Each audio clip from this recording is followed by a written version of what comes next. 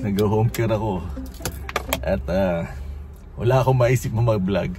So ang ginawa ko, dinala ko yung aking drone. At nakita ko kasi yung yung Portage yung mall ginagawa. So, sabi ko, i-drone ko kaya drone. Tapos at the same time, naisip ko rin, nasusubukan to bihira akong gamitin yung active track na features ng drone ko. So sinet up ko lang siya na i-follow ako. Ayun, nandito na.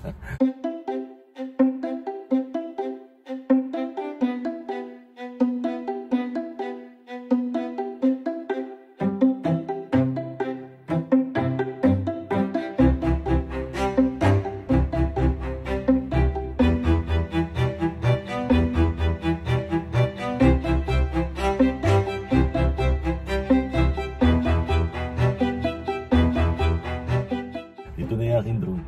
Yan. So, eto, tingnan mo. Ay ka! Papawawain ko ha.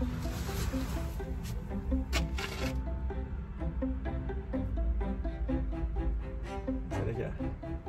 Ay!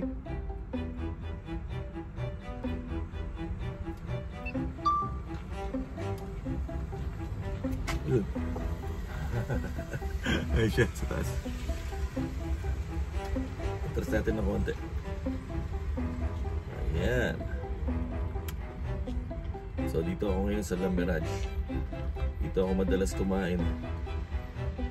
Ito ang may-ari nito, Pinoy restaurant. Okay na dito. Walang magawa no? Nagtatrabaho tapos naglalaro.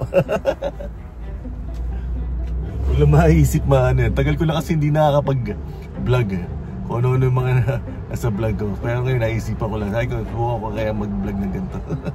Ayun, kung gusto niyo itong ganitong vlog, let me know para ipapasyal ko kayo sa Winnipeg. Kaya lang may mga, kasi itong drone may mga limits pagka medyo malapit sa mga airport at saka may mga lugar na hindi pwede, hindi na automatic sasabihin sa iyo na hindi pwede, restricted yung area na yun, parang ganun. So dito sa area na to pwede, kaya tayo nakapag-drone. Na tayo.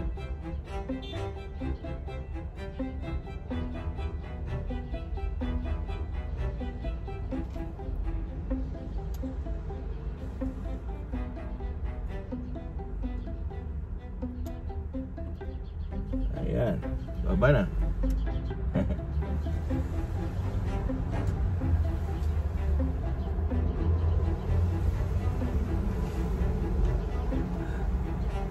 Ayun.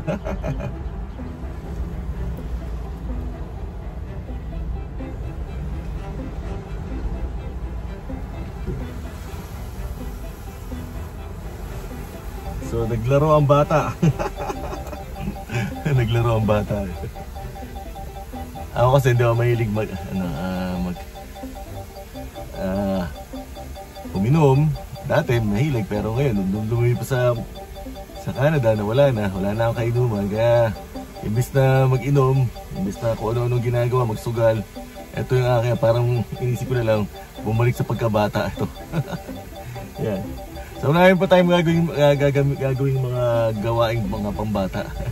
Mas maganda pa yung kaysa sa magloko ka, di ba? Ang bisyo ko ito, ganito.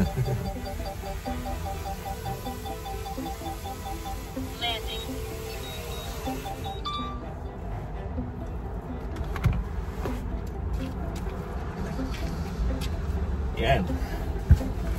So kung nagustuhan nyo yung ating simpleng flight, nakapag-ikot kayo sa kahit pa nakita nyo yung aerial view, yung bird's eye view ng